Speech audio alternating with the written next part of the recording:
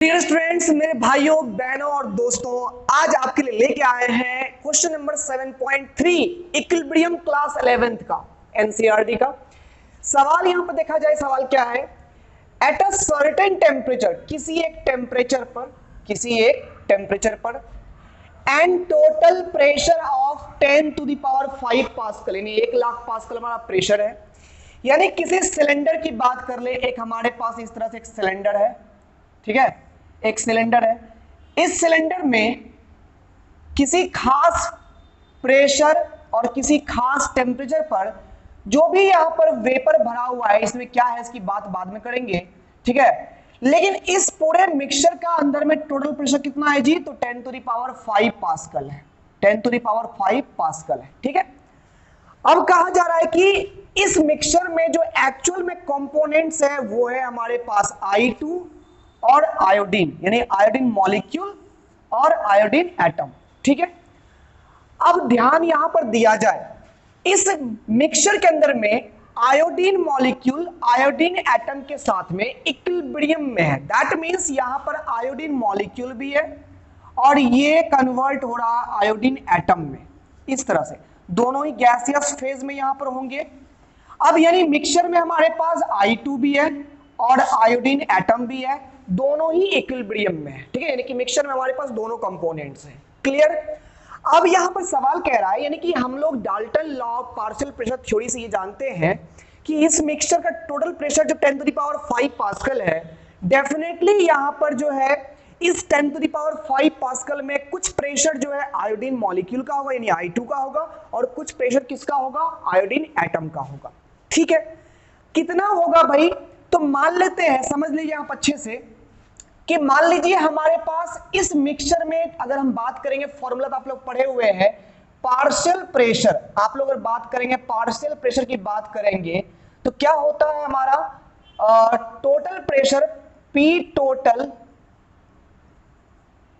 Into जो भी इसका परसेंटेज हिस्सा होता है, जो भी परसेंटेज होता है, लाइक यहां पर अगर हमारे पास आयोडीन एटम, हम कहा जा रहा है यहां पर कि iodine vapour contains 40% by volume of iodine atom, यानी कि इस मिक्सचर के अंदर में आयोडीन एटम जो है ये 40% है और ये आयोडीन मॉलिक्यूल कितना है हमारे पास? 60% है।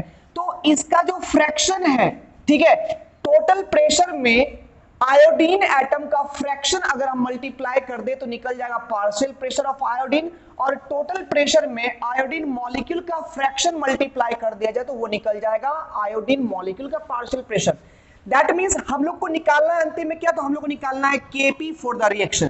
पहले आपको बतला दें यहां पर केपी का फॉर्मूला क्या बनने वाला है। केपी आप लोग जानते ही हो क्या हो जाएगा, राइट साइड में जो भी है यानी पार्शियल प्रेशर ऑफ आयोडीन हो जाएगा, कोफिशिएंट 2 है तो पावर यहां पर 2 हो जाएगा, डिवाइड कर देंगे लेफ्ट साइड यानी कि पार्शियल प्रेशर ऑफ I2 हो जाएगा, कोफिशिएंट में 1 है तो पावर भी कितना रहेगा? 1। ये हमारा केपी का एक्सप्रेशन यहां पर है, ठीक है। अब ध्यान दीजिए, हम लोग कैलकुलेट करने हैं पार्शियल प्रेशर ऑफ आयोडीन और partial pressure of iodine molecule, iodine atom का पार्शियल प्रेशर और आयोडीन मॉलिक्यूलर पार्शियल प्रेशर, तभी क्या निकलेगा हम लोग का? केपी। तो ध्यान दीजिए, बड़ी सिंपल सा लॉजिक है यहां पर। अगर हमें आयोडीन एटम का पार्शियल प्रेशर चाहिए तो बताइए आयोडीन एटम का फ्रैक्शन कितना है? 40% है। 40% मतलब कितना हो गया? 40/100 हो गया। बोलो हाँ या ना। टोटल प्रेशर कितना हमारे पास में है? तो 10 टू द पावर 5 पास्कल है, यानी कि ये कट जाएगा अगर हमारा, तो ये हो जाएगा 4 into 10 to the power 5 divide करेंगे 10 से 10 टू द पावर 4 हो जाएगा, ये इतना पास्कल हो गया। किसका पार्शियल प्रेशर? आयोडीन एटम का। वही आयोडीन मॉलिक्यूल का पार्शियल प्रेशर की बात कर लेंगे तो कितना हो जाएगा? तो इसका फ्रैक्शन 60% है, यानी कि 60/100 हो जाएगा यहां पर, into 10 to the power 5 pascal total pressure है हमारा। तो यहां पर ये 1 0 से 1 0 खत्म, 6 into 10 to the power 4 pascal, ये हो गया हमारा किसका पार्शियल प्रेशर? आयोडीन मॉलिक्यूल का। तो यानी कि यहां से तो हमने ये क्लियर कर लिया कि इस मिक्सचर में total 10 to the power 5 pascal में आयोडीन एटम का जो पार्शियल प्रेशर है उसका अपना जो प्रेशर है वो है 4 इंटू 10 टू द पावर 4, और आयोडीन मॉलिक्यूल का जो पार्शियल प्रेशर है वो है 6 इंटू 10 टू द पावर 4। दोनों को मिला दोगे तो 10 टू द पावर 5 पास्कल हो जाएगा, ठीक है। इतना तो सही है, कोई दिक्कत नहीं है। अब यहां पर जब दोनों निकल चुका है तो केपी आसानी से निकल जाएगा। केपी कैसे करोगे, निकालोगे यहां पर केपी हमारा हो जाएगा, अभी हम लोगों ने देखा यहां पर partial pressure of iodine atoms की बात की जाए तो 4 इंटू 10⁴, इसका क्या हो जाएगा, होल स्क्वायर हो जाएगा, बोलो हाँ या ना। ठीक है, डिवाइड कर देंगे partial pressure of iodine molecule जो कितना है 6 इंटू 10⁻, कितना है हमारे पास 4, ये हो जाएगा।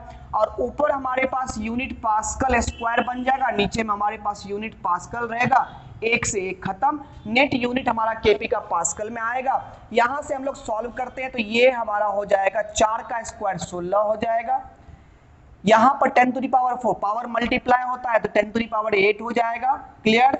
डिवाइड कर देंगे 6 इंटू 10⁻, कितना से 4 से, तो फाइनली हम लोग यहां पर सॉल्व करेंगे तो ये हो जाएगा 2 तिया 6, 2 8 16 हो जाएगा।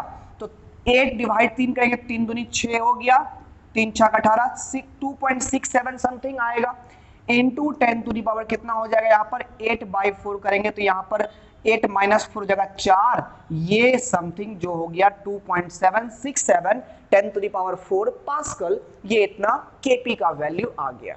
केपी का यूनिट बदलते रह सकता है, वो डिपेंड करता है हमारा ये फॉर्मूला में किस तरह का टर्म आ रहा है उस पर डिपेंड करेगा, ठीक है ना।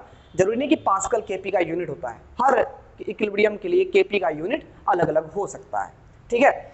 तो प्यारे बच्चों बहुत ही सिंपल सा लॉजिक यहाँ पर आया है ना, कुछ नहीं किया हम लोग सिस्टम के अंदर, देखिए कितना हमारे पास परसेंटेज में आयोडीन मॉलिक्यूल है और कितना परसेंटेज में आयोडीन एटम है, वो तो दिया हुआ था ही। आयोडीन एटम हमारे पास 40% था, यानी 60% आयोडीन मॉलिक्यूल हो जाएगा।